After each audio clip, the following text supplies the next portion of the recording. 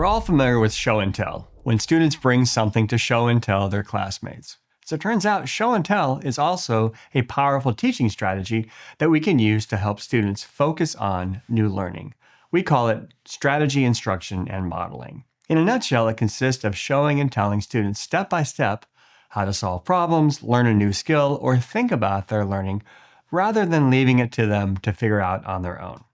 Research shows that because all students are visual learners, hearing a process explained and seeing it modeled can significantly shorten students' learning curves.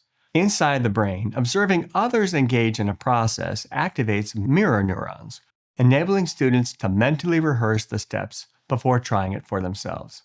Effective use of think-alouds fosters metacognition, helping students to become more aware of their own thinking so that they persist through challenges when they get stuck.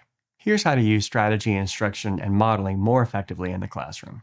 First, identify the skills students will need to master their learning. Review your unit and goals for learning, and unpack the skill and thinking processes your students will need to achieve those goals. Next, show and tell students when demonstrating new skills and procedures to them. Walk them through each step and explain visually and verbally why and how to do it.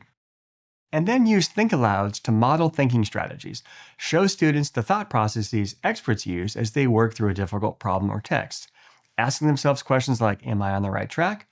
What do I still not understand? Or what are my next steps? These sorts of metacognitive skills are often not intuitive to students, so they benefit from explicit instruction and modeling of effective habits of mind.